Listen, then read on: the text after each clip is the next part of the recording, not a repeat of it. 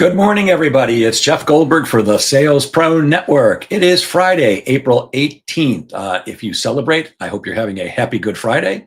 For those of you who have not joined us before, I'm a sales coach and trainer. I work with both individuals and organizations internationally to help them get measurable and sustainable sales increases. And I founded the Sales Pro Network to be a place where salespeople can network with each other, learn from each other, earn, excel, and to elevate the profession of sales. And if you have joined us before, you know that every Friday at 10 a.m. Eastern, I either do a live training or a live interview with somebody who can add value to the profession of sales. It is Friday at 10 a.m. and unfortunately, it looks like our guest is not showing up. I'm going to turn my email back on just to see if he's, oh, wait a minute, here he comes right now. There he is, Justin. Hey, how's it Let going? me bring you up. So today's guest is, we're going to have to find out what this actually means. He's an archetypal empowerment expert with proficiencies in gene keys, Enneagrams, working genius, and how to facilitate. But he is also highly proficient and expert at using Facebook to get clients. So please welcome our guest today, Justin Yip. Good morning, Justin. Hey, good to be here. Happy to see you, my friend. Hey, before we get to all the questions I have for you, why don't you give us a little bit of your background? Give us the 2 to 3 minute version of your background.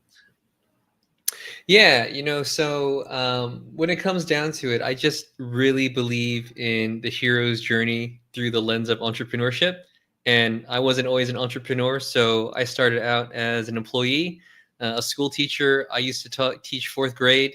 I started a family, and when I started a family, I realized that even though there's more expenses and there's more mouths to feed, and there's a lot of things I want to buy, not just for myself, but for my family, my salary is not really increasing. And as a school teacher, it's very difficult to accelerate that salary just by, getting hired. Or there's not really a higher teaching position unless you become like a manager or a vice principal or a principal. You're just a school teacher in the pool of teachers.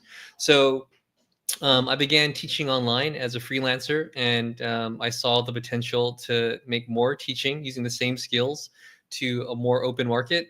And from freelancer, I then decided to go entrepreneur. And rather than teaching for my business, I decided to see what else is out there. So I got into affiliate marketing.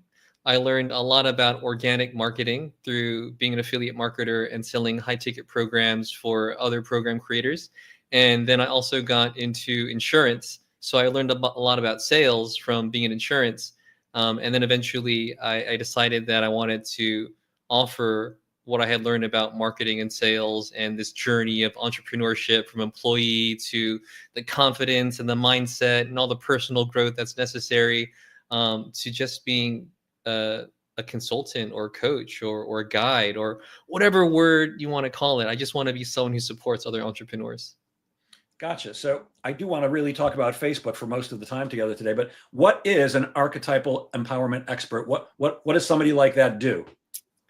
Yeah, well, before I decided to call myself an archetypal empowerment expert, I was already using archetypes and awareness of individuals for their benefit. So even back in my school teacher days, I was very aware of different learning styles, right? You have visual learners, you have auditory learners, you have kinesthetic learners. So even those are archetypes. And the most definitive archetypes would probably be just male and female, yin and yang, masculine and feminine. How does a male learn more effectively compared to how a female would learn more effectively? And it doesn't have to be gender, because archetypes are beyond gender, and also masculine and feminine energy is beyond gender. So it's just really awareness of who you are and what makes you you, and your behavioral patterns or your learning preferences or your core motivations. So I use the word archetypes, but it's much simpler than that. It's just like a mom is an archetype, a dad is an archetype, an older sister, a younger sister, older brother, younger brother. Entrepreneur is an archetype, employee is an archetype. So by understanding our archetypes, well, we can do a lot more because we're leveraging our strengths and developing our gifts. And we're also aware of our growth areas. So how did an archetypal empowerment expert become an expert at getting clients organically on Facebook? That's a good question. So let's put it the other way first. So when I decided that I wanted to have a business, when I did affiliate marketing, when I did insurance, I had to get clients on my own. And at that time, I didn't know a whole lot about social media marketing, but I decided that I'd figure it out because I knew there was a lot of potential. So I honestly struggled to get sales online organically on Facebook when I first started out, even though I was working with mentors and coaches and I had invested in programs. And I know now, and I realize, and this is why I advocate the importance of really understanding yourself and your archetypes and understanding your core motivations, because I was following the strategies and the actionables of my mentors who had very different archetypes and different core motivations than myself. So I had one colleague who, even though I wasn't paying him as a mentor, I consider him a mentor because his advice and his guidance was so profound. He said, Justin, based on your archetype, you will close more deals based on the relationship. These mentors you're working with, they close deals based on urgency, scarcity, the offer stack. If you build relationships and lean more into that based on who you are, based on your motivations, your business will grow exponentially. And I knew that, but no one I was working with validated that. And as an entrepreneur who is trying to find his way on his own with some guidance, none of the guidance that I was paying for validated that. And within my own um, mind, I didn't validate that either. So as simple as that. So as I was marketing on Facebook, trying to get clients, I realized that I wasn't leveraging my own core motivations. I wasn't leveraging my own archetypal genius. So the next thing you know, I'm just talking about archetypes with like clients and colleagues, and it's blowing their mind. They benefit from it, and it's something that affects everyone, even if they're not aware of it. Like even if people don't use the word archetype, they're they're following certain behavioral patterns within their business, outside of the business, within their life. Hmm. So why do you believe that Facebook is still the best platform to get clients in 2025? Yeah, good question. There's a plethora of people. There's what 8 billion people on the planet. I believe there's like 2 to 3 billion people on Facebook. And if you're a business and your ideal client, your ideal audience is on Facebook, you can connect with them. You can find them. It's as easy as finding a Facebook group that has a topic of interest that your audience, your ideal client is going to be interested in. You join that Facebook group and you begin to build an audience by adding friends from that area of interest. So I think it's the best platform because results are duplicatable. Lead gen is duplicatable. It's as easy as finding individuals that you want to send a friend request to, and that individual, if they accept your friend request, is now in your audience. And are you familiar with Alex Ramosi, Of $100 million course. leads? Yeah, yeah, yeah. So his definition of a lead is someone you can contact. And he had to come up with that definition of a lead for his book because that was the title of his book. So on Facebook, there are a lot of people you can contact. You can even contact them, message them before they become your friend. But once they are your friend, they're part of your audience. They'll see your content. You can comment on their content. You can send a message anytime and they'll receive it straight to their inbox. So I would say Facebook is great because you're not fighting against an algorithm for lead gen, though some would argue that you're fighting against an algorithm for your content to be seen. But I think in regard to lead gen and building up your audience, it's as much as time and effort you put into it. So how do you actually define organic lead generation, and how is that different from just posting and hoping for the best? Yeah. So organic means that you're not paying for traffic. Organic means that the traffic, for the most part, is free. And, there are some exceptions when you may be paying for a likes campaign or you're paying to leverage someone else's audience. But for the most part, organic marketing is you're building your own brand, you're not investing in any sort of traffic. Um, and what I would say in regard to posting and praying is something that I used to do, and I used to do a lot of selling in the DMs. And one thing I say, about entrepreneurship, and it's true of just like the hero's journey of experiencing more in life and becoming a guide to other heroes, is that you're most powerfully positioned to serve the person you used to be. So I did all these wrong things. I would have a profile that had no indication of what my business services were about. I didn't have content that indicated what the value of my brand was about. And I would just try to sell all in the DMs. And it worked, but I realized that I was spending a lot of time and energy in the DMs trying to sell, market to individuals after making initial connection, where if you put all the pieces together, well, you have an effective brand, and you have an effective brand that converts. So posting and praying, I would say that you're posting, but you're not necessarily posting content that is going to assist with conversions within individuals in your audience. And No real strategy. right, no real strategy is definitely what it is. Yeah. And one kind of content that I use is called slice of life content. So it's what you do in your day-to-day life outside of you being an entrepreneur. But I would say that there are a lot of businesses on Facebook that kind of overdo it with the slice of life content. And what value are you providing to your audience? Like, what of your story are you sharing? And I'm big on leveraging your story and showing your audience the transformation that you went through, that they can see themselves benefiting from, as the best kind of well converting content. So, you have your slice of life content because you want to be relatable, but you also want to signal to your audience the journey that you went through, the transformation that you had, because not only are you relatable, but it authentically expresses your authority and the transformation that you had for yourself that you want to guide others to have as well. And how important is it to, sorry, the question's formulating as I'm saying, how important is it to be singularly focused? And here's why I ask. So I post content about selling on Facebook because I'm a sales trainer and sales coach, but I also post stuff about comedy because I'm a stand-up comedian. I also post stuff about my dog because I love my pug. So am I weakening my message by doing 3 different things there, or is that okay? That's a good question. Yeah, I feel like I'd want to do an audit of your content to effectively answer that, because that's part of, the service you may provide to a client, someone that you're really looking to help to get more clients from Facebook. But we've also had conversations about this before, so I might also draw from that you're not, correct me if I'm wrong, but you're not really using Facebook as a platform to get more clients. Is that right? I'm not doing it effectively. Okay. Okay.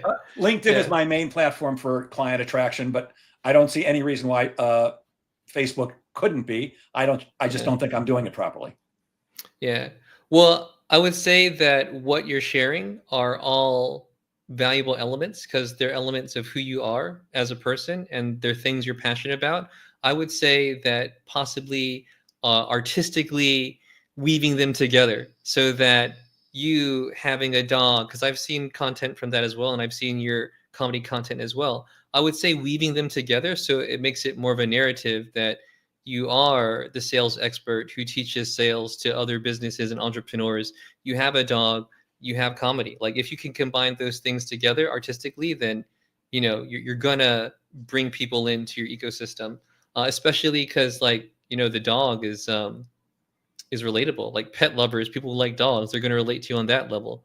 If people are into comedy, then they relate to you on that level. So you're drawing them into who you are. And some of what I believe in and teach, and what I've learned, is learning marketing as a framework, so that your creativity and your artistry can come through in a way that connects and resonates with your audience.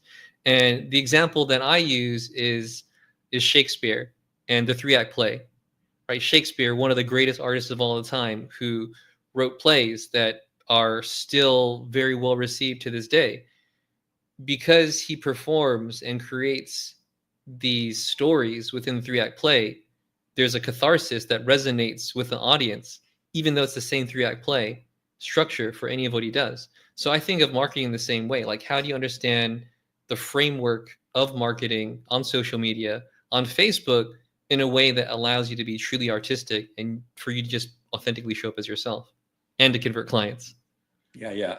I often question myself. I mean, look, I'm going to post what I'm going to post because I'm just doing it. But I'll often post something and go, if somebody's interested in sales expertise, they might not be interested in me hearing make fart jokes. So there's always that little thing in the back of my mind. And my friend Jen Nash says, posting and praying. I feel that's what so many of us are doing. Exactly right. So what are some of the biggest myths or mistakes that people are making when trying to get clients organically?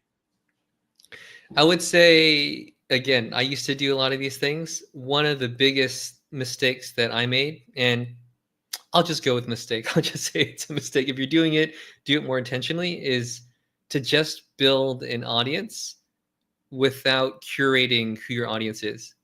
So when you get these friend requests and you're just accepting friends, a lot of these individuals are just sending you a friend request because Facebook suggested that you're a good friend to add.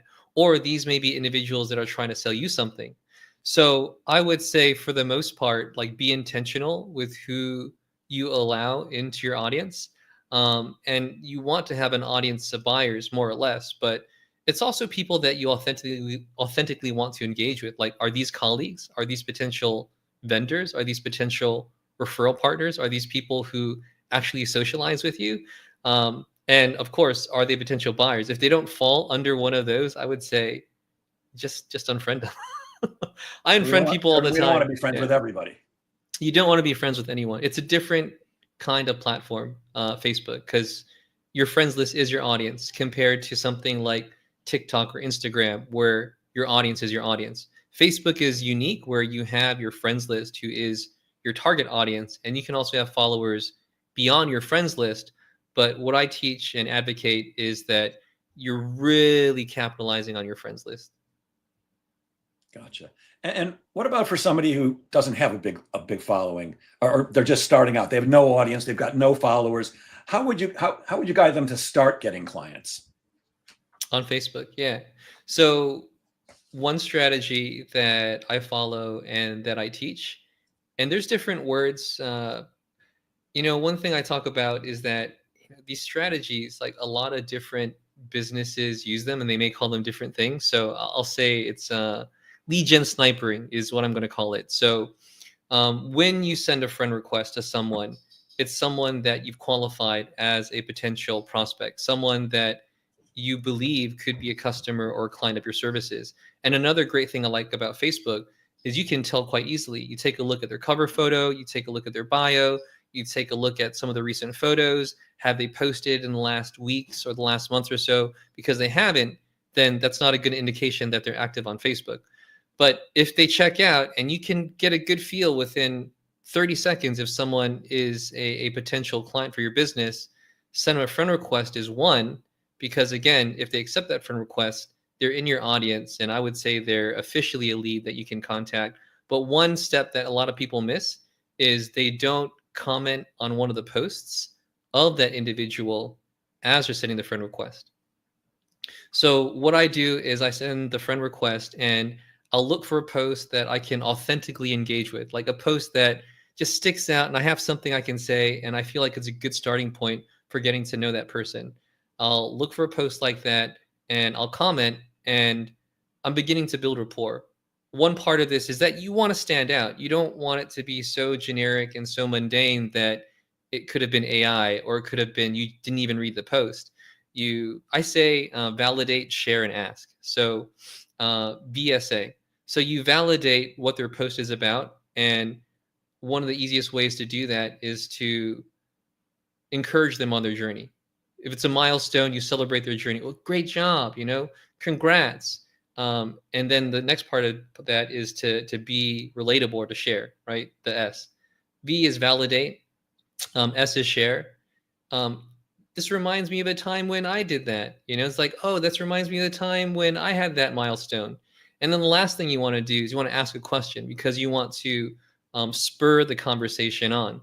And some people may respond or they may not. But what this also does is it highly increases the friend accept rate. So you're going to highly increase the rate of acceptance for your friend requests that are going out. So this is something I learned, and I've been in different programs and I've learned from different mentors. So I've heard this strategy over and over again.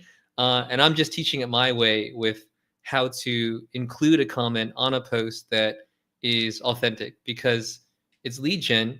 And one of the best ways to generate a lead is to make an authentic impression. And from there, if they're in your audience, you may want to enter the conversation with them right away in the DMs. You may want to engage on other pieces of their content. They may engage in your content. And if your content is, optimized for conversions, and you have a strategy, next thing you know, they're raising their hand on a call to action post, and, they're officially a lead who's interested in your services. So that's some overview of the strategy that I share and talk about. So how do you actually find and identify the high quality leads on Facebook without paid ads? Is that what you're talking about here? Just searching for anybody and looking at the picture, looking at the... Yeah. So we have skipped a few steps, or I may have. And if you do some of this on Facebook, then maybe some of it is familiar with you, to you, and you know where to use these strategies already. But let's say you're doing this from just square one. You're just starting. So how do you even find these profiles of individuals that you might want to send friend requests to? So one of the best ones is Facebook groups. And I would say private Facebook groups are better than public Facebook groups, because public Facebook groups, they have anyone, third world countries, not qualified. Private groups, and I would say smaller private groups are better, probably a few thousand to several thousand. If they get much larger than that, then it may be a group where they just allow anyone into it as well. And from there, you can see the member section. You can go through the member section. You can click and open up profiles and see if individuals are worth sending a friend request to, and following that VSA strategy, validate, share, ask on one of their posts. And in addition to that, within a group, you can see who's posting actively. And from who's posting actively, you can look at their profile. You can look at their URL, see if it's worth sending them a friend request. Or you can look at the comments on a post in an engaged group to see if the people commenting are worth sending a friend request to, because you've identified that they could be a good prospect. Another one I would say is to look for aligned audience users. So these are individuals on Facebook who have a brand, and they're not necessarily competitors, but their audience could be audience of yours as well. So by identifying these individuals, you look at their posts, you look who's engaging with their posts, and you follow the same strategy. So again, when I talk about Facebook being amazing for organic lead gen and organic client acquisition, there's just a lot of ways you can go about doing it. So are you suggesting that perhaps I find Facebook groups that are relating to sales, like Jeremy Miner's group? Are you familiar with him? Yeah, of course. Yeah. So I should go in there, look at the members, reach out to them one by one, and form relationships with them? Yeah, 100%. Gotcha. So one of the things I see quite often on Facebook, and certainly on LinkedIn, is that people will come off way too salesy. And look, I'm a sales coach, I'm a sales trainer, I'm a sales expert with 50 years experience, but I try not to be salesy. My job is to sell, but I don't want to be salesy, because it just has it's a turnoff. So how do you start conversations without sounding salesy or weird? Because I get those all day long. I'll accept somebody's friend request or a LinkedIn connection request, and the next thing they're either, hey, let me tell you how I help coaches like you get 1 million leads at no cost in 10 seconds, or it's, how's business going, or how's your day going? And I'm like, really? I don't know you, and you're immediately asking me about my business. Seems like you're about to lead into a sales pitch. So how do you do that without coming off as salesy? Yeah, I used to do that as well. I used to be one of those individuals. I used to have bad habits. I learned better habits. I teach what I consider more authentic habits for building targeted relationships that convert. Because one thing you want to avoid, especially on a platform like Facebook, is getting friend zone, where you're having a conversation with someone, and even though there is this warm familiarity to it, you're not really building rapport in a way that is going to help you get a client. So we're talking about two different extremes, right? How do you avoid the come in guns blazing, cold pitching? Sometimes I call it a pitch slap, not a bitch slap, pitch Nope. slap. You know, no one likes Same that. thing. But also, people don't want to continue on with conversations with individuals just being friendly when they're looking for clients. So, one thing that I learned from one of my mentors that I talk about is warping an individual's sense of time. So, even though I'm prospecting, I'm adding friends to targeted individuals because I see that they have the potential to be a client of mine. They don't know necessarily that I'm prospecting them. They don't know that I'm tracking the engagement.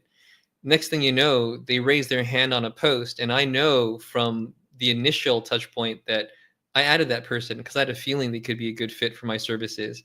And then when they're interested in my services, they don't even know what unfolded before they're interested in my services. So part of that is just being targeted, but also allowing time and your content and the conversation to unfold in a very natural and organic way. And also, I do teach rapport building strategies because a lot of people go straight to the pitch or the offer without building rapport effectively. So I do have different frameworks for building rapport, and it comes quite naturally to me. It might be because I used to be a school teacher, and I used to be I mean, I still am a very relational individual. But I find that something that I need to teach businesses is how to build rapport. I mean, I think it sounds silly, and I think you may think it sounds silly too, but No, I some don't at all. individuals, right? Like some people have learned the habit. I mean, they learned the marketing, they learned the sales, especially sales, but they've forgotten that rapport does follow a framework. Rapport does follow a process as well, and that is a way where you can, you know, begin to connect with someone who is a prospect, and you build that rapport. And when it makes sense, you can share what you offer, or if your content expresses what you offer, they'll know what you offer anyway. So that's one way to look at it. Well, so without giving away everything that you teach, because I know you get paid for that, can you give us one example? Because I can tell you this: when I teach sales, and I don't teach online sales, but let's say I'm walking in to meet with a vice president of sales because I want to sell Mhm. that person sales training. First thing, of course, I'm going to do is to try to establish rapport, and I do that by being interested in them. But they Mhm. know it's a sales call. They've agreed to meet with me Yeah. because they want to talk about sales training. So it's a different situation that you're talking about here, because you may have targeted them because you think they might be a good prospect for you, but they don't realize that. So how Yeah. can we get that conversation going without being, "Hey, how's your day going?" Uh, every time I get those, it's like, I'd almost rather you just say, "Hey, I want to sell you something. Can we have a conversation about that?" Yeah. Because it's obvious what they're doing and it feels inauthentic. So Mhm. first of all, I'd like to know, can you give us an example of something that would work? And what role does authenticity and connection play in organic lead generation? I got to believe a huge role. Yeah. So a lot of good questions, a lot of good points, and I'll cover as much ground as I can within the time we have together. But we're beginning to talk about what potentially could be quite deep strategy. So I'll talk again about as much as I can within the frame of this conversation here. So one thing that comes to mind is that conversations about desired outcomes lead to sales. So, one thing I have in mind as I'm conversing with an individual is how can I naturally get that conversation to be about outcomes they're interested in without pitching? Because if they can say that, I'm not really, I'll give an example. So, I was in a conversation with someone that I met from a networking event. So it was a networking event on Facebook. And then after the networking event, we're conversing with each other in the DMs. And she suggested to me that, oh, I think there'd be some potential in us doing a collaboration, maybe a workshop together. And I wasn't really interested in doing a workshop with her because I think she could be a client of mine, someone I could really help. So I would say, I'm not really interested in that right now, but I would say that the goal of us doing a workshop together would be to draw in new eyes, new individuals, and to get more clients. Would you say that's true? And she said, yeah, that would be the goal. So how are you getting clients right now? So I naturally pivoted for the conversation to be about the outcomes that I know I can help her with. And we're having a conversation right now about how I may help her. So I think part of the conversation, especially organically, is how do you tactfully and authentically get someone to converse about outcomes that they're interested in and that you provide without pitching too soon or without it offending someone or seemingly being something that just came out of nowhere, because then Yeah, there's no congruency exactly. to it. Yeah. Yeah, there's got to be something that comes before the. So what's your goal? Because I'll get those. Yeah. Accept the friend request. So what's your business goal for 2025? I don't know you. Why am I telling Yeah. you my goals? What are you, my mentor? Are you my coach? No, we just met. I want to be personal, and I don't mind having people be personal with me, but it's like I don't walk into, well, I don't go to bars anyways, but if I went to bars, I wouldn't just walk up to a woman and go, hey, let's go back to my place. I think I would be a little smarter than that. I don't look like Brad Pitt. I don't have $8 gazillion hanging out of my wallet. So, I think it would take a little bit more of a conversation and maybe a few drinks and maybe some dates before she wanted to come back to my place. There's that. It's a process. So it's a turn off. It's actually going to push me away if you start too soon with the personal stuff. So am I correct that this is not a let's get in and hit them quick? It takes time to do this. Yes. Yeah, so I would say that having a conversation in the DMs and trying to accelerate the conversation from just an initial connection to a sales conversation can be tricky. It's very possible. A lot of individuals do it. I've had success with that as well. But I like to advocate for, again, having your profile very clear of what your business services are, the outcomes you offer, and having your content be very relatable to the individuals who you're looking to do business with, who you're looking to serve. Because then, even if you're in a conversation with an individual, they may be seeing your content, or because of the conversation that you're having with them, they may look at your content and they may already know how you help people. So you can cover a lot more ground than only relying on the conversation in the DMs. And my favorite thing is when prospects reach out to me. I like somebody who says, hey, I'd like to talk to you about training or coaching or whatever they're interested in, than me calling people and go, hey, want to buy some coaching today? I wouldn't do that anyways, but there's a more elegant way to do that. But I like when people are interested. So what kind of content actually gets prospects to reach out and raise their hand?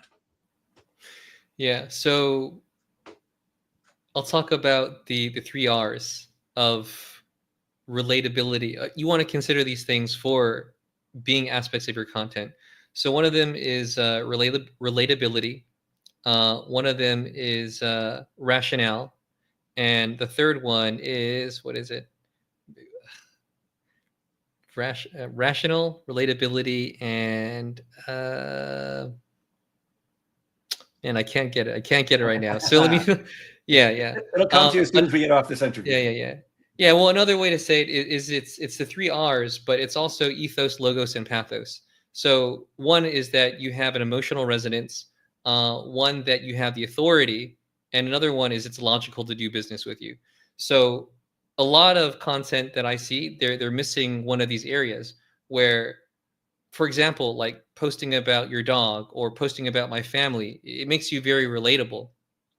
But what about the logic? What about the case studies and the testimonials and the results that you've gotten for other individuals or that I've gotten for other individuals? And then there's the authority. Like, what have you experienced in your business or in your life that makes you the expert in that field? So even though I forgot the third R, those are the 3 areas said in different ways. So in your content, you want to include all 3. And this is something I talk about and advocate for. Usually people are missing one area, or they lean too heavily in one area. And this is a concept that I learned that improved my content, and it led to me posting content and getting more hand raises and more inbound leads because of the balance. So individuals who are not getting a whole lot of hand raises and people don't really want to work with them, they may be too high in relatability. They're just too relatable. They friend zone themselves because of the content. And then there's the individuals who may be a little bit too heavy on the results and the logic and the testimonials and the case studies, and they're not really telling their story, So they're positioning themselves as the expert, but people can't have that resonance with them. They don't feel like this is someone they know on social media from their content. So if you can capitalize on balancing these 3 different areas, then you're quite good. And again, you're building rapport with individuals through your content so that you don't have to only build rapport with them in the conversations in the DMs. Love that. I don't know if anybody else is taking notes, but I am. So between reaching out to people and posting content, that's a lot to do. How do you stay organized? How do you track and follow up with leads? How do you make sure nothing slips through the cracks? Yeah, so I am an advocate of CRMs, and I do offer some Facebook organic marketing tools. So I teach strategies, and in addition to teaching strategies, I also equip serious businesses on Facebook with tools that automate some of the friend requesting and some of the lead gen and some of the initial messages that go out after someone accepts your friend request. Another one of the tools is an integrated CRM, and you don't have to use an integrated Facebook tool for a CRM, but I do believe in tracking the conversations that you're having with potential clients, with your prospects. So it could be a Google Doc. You may have a CRM on your own, but tracking those individuals is a great way for these individuals to not fall through the cracks. And as great as I think Facebook is for business, for organic client acquisition, Facebook isn't designed for business owners. So some tools that you can use are going to give you some very important leverage. And again, a CRM could be a Google Doc. You could have your own CRM system, or you can check out one of my tools if you'd like to as well. Yeah, I'm a huge proponent of CRM.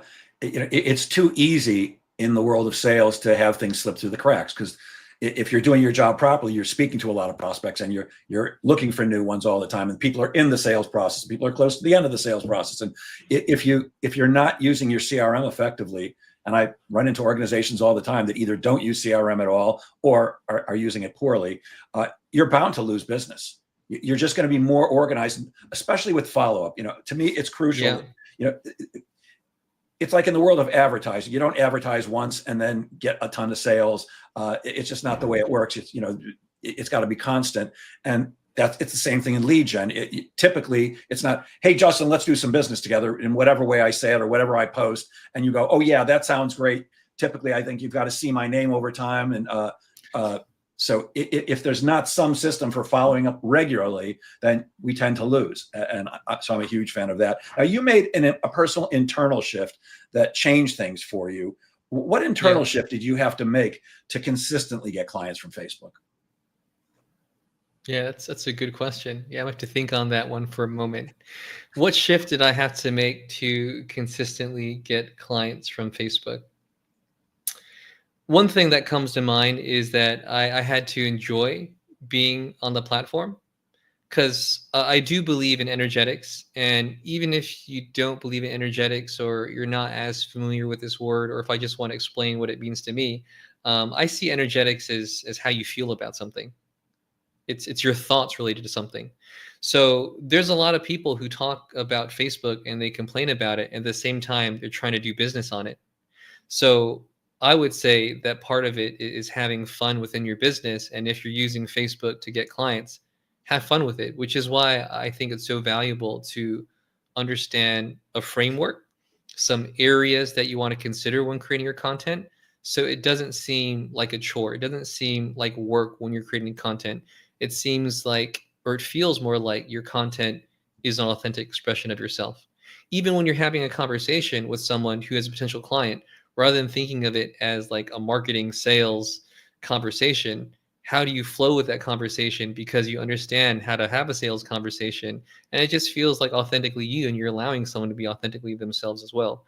So I would say that's one shift where initially when I was learning marketing and sales and Facebook lead gen and all these different things that I'm talking about, I would say that initially it was a bit rigid and it was a bit mechanical and it was a bit by the numbers. So I'd say one of the shifts that I had to make is just have fun with it, enjoy it, and just go with it, just allow. Yeah. I actually love Facebook. I just thought it was because I'm an old guy and my kids aren't on Facebook. They have accounts, but they're not on there. But I love it. I love the platform. I love LinkedIn too, but to me, I look at them very differently. Facebook is about personal and some business, where to me, LinkedIn is all about business. What advice do you have for somebody who maybe they're hesitant or they feel unsure about showing up online. Yeah. Yeah. Well, that's an energetic thing as well, right? Like it's how you feel about yourself. So it doesn't matter what platform you're trying to show up on. You really got to believe in yourself and what you're offering to the world, and just believe it's just the best thing.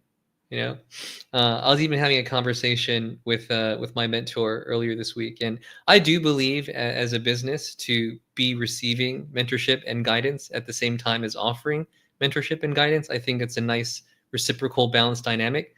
Um, but we were joking around about like, how dare you offer me how to make more money online? It's just like you just got to embrace what you do. You got to really believe in what you do to the point that even if you get a no, you believe that you're doing person a service by offering them what you do. And of course, talking about sales, we don't want to do it in a way where we're offering them something that they weren't interested in at all, and we didn't build that rapport with them. But you just got to believe that as a brand, as a business, you're like one of the world's best kept secrets, that what you do can change lives, can make a difference. And because of that, I mean, if you don't show up, people are going to lose out. So, that's an internal shift I had to make as well, especially from going from like a school teacher, from an affiliate marketer to an insurance agent where my offers were not my own, to stepping into entrepreneurship where my offers and my services are completely my own. I definitely had to make that shift. And, in some ways, I'm doing what I can to lock in that shift, because it's not like you become an entrepreneur and you believe in your offers and you believe in your offers and your value every day. Sometimes you need reminders. Sometimes you need to reinforce that what you're doing is really of great service to the others out there. Yeah, I'm with you 1,000,000%. And I can't tell you how many times I've said this to individuals and audiences that um, you're doing yourself and your prospects a disservice by not reaching out to them, not being pushy. That's absolutely not what I'm about. I'm about a very gentle way, a very straightforward way, a very integral way of selling. But you're doing yourself and them a disservice by not saying, "Hey, I've got this thing. I think it might be good for you. Do you want to have a conversation?" Whatever way you're going to say that.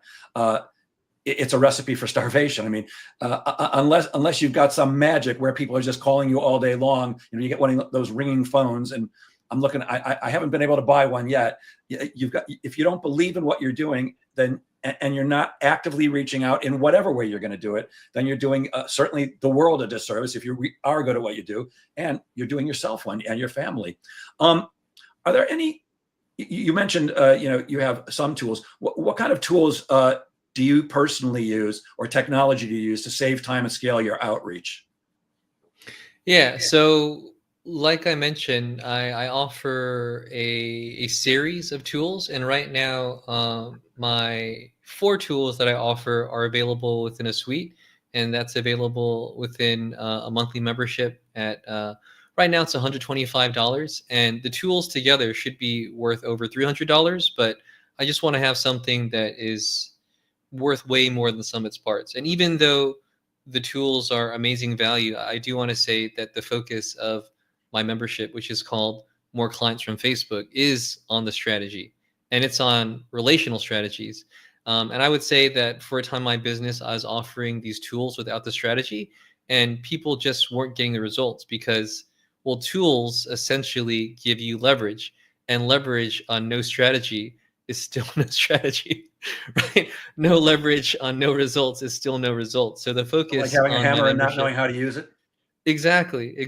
And there is a free trial for that as well. If you want to check it out, strategy, an elaboration of what I've been going to talk to Jeff about here on this call, and some of these tools for some automated leverage. So I would say one of them that is quite cool is automating the process of sending those friend requests every day, because that's part of the process. You find a Facebook group, you create a list from that Facebook group, and from this list, the tool is automatically going to send between 20 to 30 friend requests a day, because that's like within the Facebook range of acceptability. And once someone accepts one of those friend requests, you can also send an automated scripted message. So it's essentially automating the lead gen process for a lot of businesses out there who see the benefit in something like that. So that's one of them. Another one I mentioned is a CRM tool, and another one is automated AI engagement. So it can take a lot of time to comment on all the posts of the people in your audience, your prospects, your potential clients. So there is a tool that assists you with that as well. That one, I would say it's important to make it as human and as authentic as possible. And if someone responds to your AI comment, to actually respond as a human to the consecutive comments, because the last thing I want to do is equip people with these tools and this AI commenting, and it just removes the human connection. It removes the authenticity of the organic marketing. So um, I teach the strategy first and foremost, and as you know from our conversation, my strategies are very relational. Yeah. So you bring up a point that I wanted to ask about anyways, and that's AI, artificial intelligence. What about using AI for content creation? Are you a fan, not a fan? Can you do it and then make it human? Tell me a little bit about that for you. Yeah. So it's a good question because I would say that I'm maneuvering this right now, how to leverage AI content creation to save time, but to still have it be quite resonant with your audience, and also not just resonant, but builds authority and converts. I would say if you're just getting started with putting out content that converts, to just do it on your own, because again, it's about learning the framework. It's about learning these different areas of telling your story, being relatable, sharing your transformation within your story that your audience can see themselves in, sharing results, case studies, testimonials, the credibility of your business. I would say learn the areas of this framework and do it manually, and as you get good at it and you're seeing that you're getting engagement, and as you're getting conversions from individuals, then to slowly begin to use AI. So that's one thing I would say as a more definitive suggestion. Um, but some people like AI a lot, and I'm not saying you just don't use AI at all. One thing I like to do actually is I like to speak a content idea into audio, and then I'll have AI clean up what I spoke into the audio so that my thoughts are there, and there's like a core piece of content there that I can begin to play around with. So those are some suggestions I would say, and it's becoming a pattern now that one thing people can see quite easily is content that is completely AI generated. Yeah. Yeah. Right. So there's a nuance there. There's a balance there where if you're using AI, you don't want it to lose your authenticity, your relatability, because I see it, and as a marketer, I talk about it with a lot of colleagues as well. As we're going through Facebook, if we see that a piece of content is heavily AI generated, we kind of lose interest in it. And if that is the case, then you're not going to get the engagement that you're looking to get from your potential clients. And again, I also don't think a lot of people who are using AI content generation know this simple framework of like, hey, tell your story, be relatable, also be credible, and share your authority through your story. I mean, if people use more of that, I think the use of AI would be less detectable. Yeah. And even if they're not using it to generate the content itself, I think AI is a great way to generate ideas for content. Because I know Yes, a lot of totally. people struggle with that. I'm often in the shower and something will pop into my head. I'm like, oh, I'm going to write a post about that. The shower seems to be a good place. And my car is also another good place where I come up with ideas. I'm constantly dictating to Siri, hey, idea or a comedy idea. But I talk to a lot of people who go, Jeff, where do you come up with your content? I don't know. Something pops into my head. I'm usually in the shower and I'm thinking, what would the people who I want to sell stuff to be interested in? What would serve them? What's one nugget that I've developed over 50 years that comes naturally to me, but that when I say it to people, they're like, "Oh my God, that's brilliant." I can't tell you how often, Justin, I'll say something to somebody that's the most amazing thing I've ever heard. In my head, I'm going, "What? That Yeah. wasn't even on the scale of brilliance. That's just something that's come Yeah. natural." But after 50 years, you develop a lot of stuff that you just sunk in. So to some people, it is brand new. But I think for people who Right. do struggle to come up with content, I think AI can be great for that. Yeah. I mean, just to talk a little bit about content creation, because I know it's an area that a lot of people struggle with, because as someone who helps individuals with marketing, content is a topic that comes up quite often. Um, so one is to speak to one individual and a lot of people create content, and I used to do this as well. You're creating content and you're thinking about your entire audience, and it can be overwhelming. What if you think about that one person who may even be in the DMs with you, who you're looking to convert to a client? What if you created content for that one person, very well knowing that they might actually see that content and it'd be highly resonant with them? And if it's highly resonant with them, it's likely to be highly resonant with the other individuals in your audience who are very similar to them. So that's one that I really love. Um, Create content for one individual, and maybe even create content for one individual in your audience, or who's in your DMs that may be very close to converting, because that piece of content may be a piece of content that contributes to the conversion because it was actually created with them in mind. And even if not, that's going to resonate with other individuals. So that's one of them. Another is to just really love the problems that you solve for your ideal client, your ideal customer, or people in your audience, and just share nuggets. Like you said, you're in the shower, you're in the car, these things come to you. And as experts, sometimes we forget that it's really insightful to those who are not as far along Yeah. on this journey, or who don't even tend to become experts in our industry. So just sharing the value, like what is that one tip? What is that one suggestion that you can share with them in your content that's going to be like, wow, that's so good. Why didn't I think about that before? Yeah, so creating content, if you really love what you do, the problems you solve, and you love the people you want to solve them for, there's a flow to it. There's a flow to it. So, what's your favorite way? You talked about commenting before. What's your favorite way to turn a casual comment or a post into a client conversation? Yeah, yeah. So part of that is to really connect with someone, and there's a lot of layers and nuances to how to connect with someone. But one thing I talk about is value matches. So if you can connect with someone because you have similar values, you have similar interest, is a little bit more surfacey than values. You can have, you like dogs, I like dogs, um, you're a pet lover, I'm a pet lover, but values, right? Like if you can begin to connect with someone over the values that they're expressing in their content, and you express that you have some of the same values in the comments, or you validate their values and you have some of the same values, that's going to start something. I like that. Yeah. So, what's your bigger vision behind helping people master organic client attraction? That's a good question as well. What is my bigger vision? Yeah, well, I mean, in some ways, it kind of it ties back to how I'm really into archetypes. I just really want everyone to prosper, and I believe that the ideal way for individuals and entrepreneurs to prosper is to complete their hero's journey. And part of that hero's journey is to understand your archetype, and you face your shadows, and you do the things that you're uncomfortable doing, but you got to do it to have more success in business.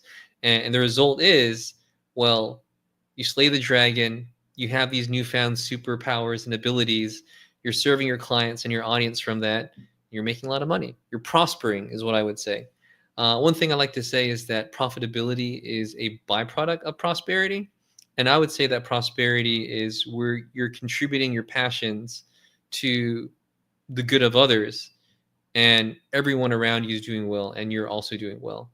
So prosperity, I see it as being more of a flow, where profitability and wealth can be an accumulation, where there can be one person who's becoming more wealthy, one person can be becoming more profitable. And I like prosperity bring the precursor to that, because prosperity means that like everyone in that dynamic is doing well, and wealth and profitability again are byproducts, they're side effects of that. So that's Gotcha. kind of my vision. How do Okay. more people win? By embracing their passions and serving from those passions. I love that. You've used the term hero's journey several times, and it's something you hear all the time. And I think I certainly have a picture in my mind of what that is. How do you define what is the hero's journey? Yeah, that's a good question. So, for those who may or may not be familiar with Joseph Campbell and the Hero of a Thousand Faces, it's this concept that all the heroes in our fables, in our myths, even our movies, our superhero comic book stories as well, There's this hero's journey, and the hero's journey, I'm going to say it in my shorter condensed version, but if you're interested in this, there are amazing diagrams on it. There's books on it. People talk on it all the time. Um, it's really answering the call to go on the hero's journey, to become more than you initially are. And it does include facing yourself, overcoming struggles, challenges, slaying the dragon, the metaphorical dragon. And often slaying that dragon is facing the things that you're uncomfortable within yourself about. And one reason I love business growth and entrepreneurship is that in many ways you have to face yourself. You have to face these things that you may put off or you may never have to deal with if you're an employee. Like entrepreneurship, it just catapults that journey of the hero. And I would say that part of it is that you succeed, you win, you slay the dragon, and again, you have these rewards, these abilities, this material wealth, or you find the princess, you find the damsel in distress. One thing I read in a poem recently that did a spin on the hero's journey is that the damsel in distress isn't actually an external damsel in distress. It was part of you that you needed to save. And only you had the power to save that. So I really like that aspect of thinking about the hero's journey. And then part of it is the hero, becomes the expert, then becomes the guide to other heroes because they completed their hero's journey. So that's what I think is one of the most intriguing parts of that, where, again, I said it before, that you're most powerfully positioned to serve the person you used to be. The hero becomes the guide, right? So how can me, someone who used to know nothing about client acquisition on Facebook, or who used to do it in a way that felt very aggressive, mechanical, teach others to do it in a way that feels very authentic so they can get more clients and serve from their purpose and their gifts? Yeah, I'm trying to think if there's an exception, but almost every professional speaker or person who stood on a stage that I was really blown away by, they always have the hero's journey that they went through. That they had some almost insurmountable challenge, and somehow they overcame it, or they climbed Mount Everest, or there's a guy who oh geez, his name just flew out of my head. Rohan Murphy. He's a friend of mine. Obviously not my best friend, but I know him. He's a professional speaker, and at a very, very young age, he had to have his legs cut off for health reasons. But this guy, he's done Nike commercials, and he works out like a bandit. And he's an inspirational speaker. There's that hero's journey that he had to go through, and I've actually sat and watched people speak sometime and go, damn, why was I born healthy? I need some challenge, because it seems like the best speakers, the most influential ones who make the biggest difference, almost always have had some nearly insurmountable challenge that they did manage to face and overcome. Yeah. Well, in some ways it's subjective, and in some ways individuals who have a very physical, debilitating occurrence in their lives, I mean, it's more visual. Like, you can see it. I mean, you see someone who's lost their legs, that they have a weakness or a vulnerability that they had to overcome, and find a way to make that into an ability that made something that happened to them become something that happened for them. And there I'm quoting some of my favorite thought leaders. Did it happen to you, or did it happen for you? One reason why I'm fascinated by archetypes and the hero's journey through entrepreneurship is that I strongly believe that we all have some vulnerability or weakness that we believe makes us deficient. And by going that hero's journey, we realize that it's actually very core to our abilities and our superpowers. So I believe we all have that. Yeah. Obviously, one of the reasons that Rohan is such an effective speaker, besides being a great speaker, is, he's got no legs. He gets in front of an audience and he's doing push-ups, with his leg stumps straight up into the air. And then, it's hard to sit in an audience and go, all right, I guess my life isn't so bad. And if he can do it, then why can't I? And we're actually out of time because I could talk to you all day. Before we go, though, I'm going to share my screen. Justin, could you tell people how they can reach you if they want to get in touch with you to talk about possibly working with you? Yeah, sure. Well, because I talk a lot about Facebook organic lead generation, marketing strategies, and client acquisition, the best way to get in touch with me would be to add me as a friend on Facebook. And I do get a lot of friend requests on Facebook. So I would say that in addition to sending me a friend request, go ahead and comment on one of my posts, like I suggested earlier in this talk. So that way I know that you're really looking to make a connection. And I'd be happy to have you in my audience to have a conversation just to see how we may be able to win more together than we can on our own. And you can also send me email if you would like to at justinyip.com. So whatever you choose, happy to connect. And if they connect with you, don't try to sell you something immediately, right?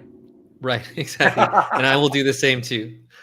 Justin, thank you so much for sharing your brilliance so generously. I love what you do, and I appreciate your time and stuff today. And I'll end as I always do. Gang, please remember, sales is a game of making things happen. So get out there and make sales happen. Have a great weekend, Justin. Have a great weekend, everybody. Thanks again.